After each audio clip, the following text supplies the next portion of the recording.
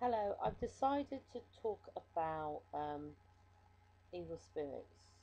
I'm not going to say evil spirits during the video. I'm going to call them negativity or negative spirits, okay, or negative influence or negative. I'm going to call because I don't want to talk about them really, but I'm going to talk about the effects they have on. I believe that they have on. Now, a lot of people get things wrong with them, and they have addictions, and they have ailments, and they have things like that. And a lot of people think it's just the way it is, and they think, oh, it's just maybe because they smoke or because they did this and because they do that. And I believe, yeah, that has got a point. Depending on what you do does make a difference. But I believe that if you choose to make a choice and it's a negative choice, we have free will and we make a choice. And if you make that choice and through that choice you then go on to have something wrong with you, then I believe that is a negative spirit that's basically decided to reside in you, decided to come into your soul or into your being, whatever, however you want to phrase it. Now, um, these will sometimes I believe they come into you when you're young and they don't actually appear until much later. They can sit dormant for years and years and years. Now, some people might think it's a bit heavy, but it's what I believe now because of what the experiences I've been through. Okay, now like if a child is abused, say sexually abused, I believe that spirit can reside within that child, and then it can come out later on, and they can either go on to be an abuser, or they can go into um, other addictive behaviour, as in pornography or lust or various other things. There's various other ways. It's like anger. If someone's had a lot of anger in their life, it can really shape their future. But God came, sent His only Son to basically save us from the negative, um, save us, and to give us abundant life. And I believe that He can cure any. Well, I know He can cure absolutely anything. He can get rid of anything. However, we do need to play our part. Um, if He wants to, obviously, if He decides to, His will be done.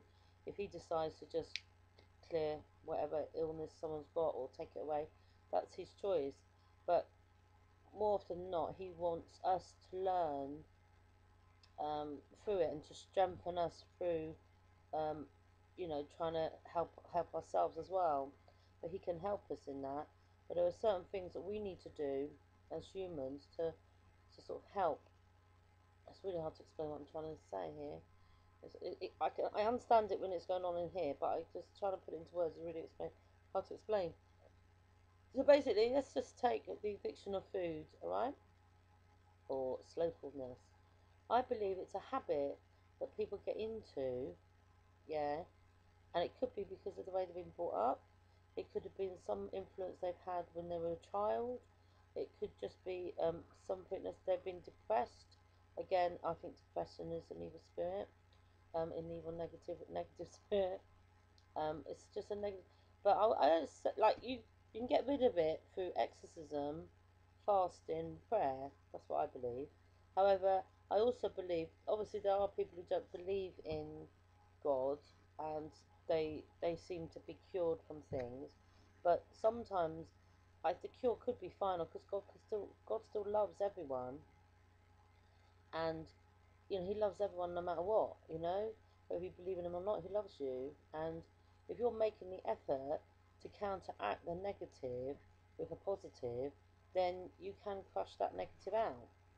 So, but I think for some, it's harder than others, and I think it does make a difference depending on the severity of the spirit or the severity of the problem, which again could be the spirit, could be.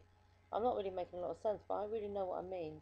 And I just believe now that in my own experience with food and being slothful and eating, I've certainly got better with the eating, but I'm still very slothful and very lazy and very, um, you know, I do get depressed simply because I'm just in this lull and this sort of, like state of mind sometimes. And I believe the more I feed that, the worse it becomes. So, and I think the only way that I'm going to overcome that is through the power of God and through prayer and fasting and making an effort and making a challenge for myself and making myself do it. But I don't think I can do it on my own. I really don't. And so I think really fasting is definitely. Now I had a passage in here that I really wanted to share with you. It's really interesting. I might have to edit this if it doesn't. I can't remember which chapter it was in. It was Matthew, and it was about the paralytic. It was really interesting. I've got to find it.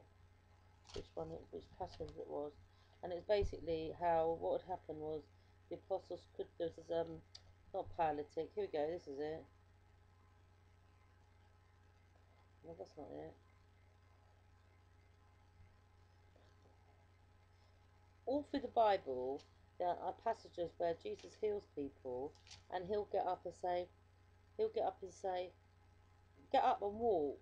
He won't just say, get up and walk and off you go. He'll say, get up, take a stick, walk, and sin no more.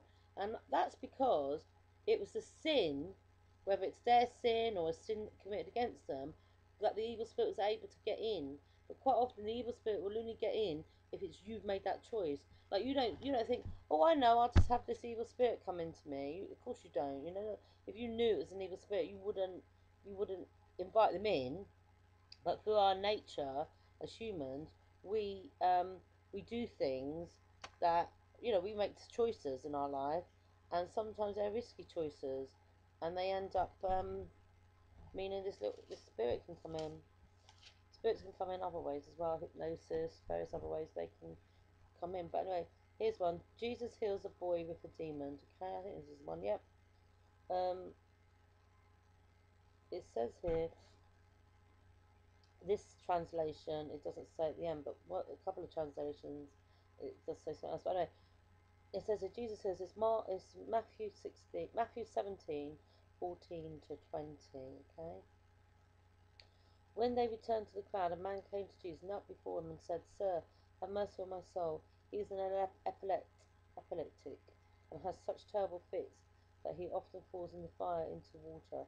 I brought him to you, your disciples, but they could not heal him." Jesus answered, "How unbelieving and wrong you people are! How long must I stay with you? How long do I have to put up with you? Bring the boy here to me." Jesus gave a command to the demon, and it went out of the boy, and at that very moment he was healed. Then the disciples came to Jesus in private and asked him, "Why couldn't we drive out the demon?" "It was because you haven't enough faith," asked Jesus. "I assure you that if you have faith as big as a mustard seed, you can say to a hill, go there, here, or there, and it will go. You can do anything." Okay? So basically, if you have faith, you can do anything. But this translation, there's another translation. Well, it's the same reading, but at the end it just said, "Some demons will not leave only through prayer and fasting." Okay, so only if you basically deprive yourself, your flesh, of something, will you help cleanse your soul. Yeah, and I believe that.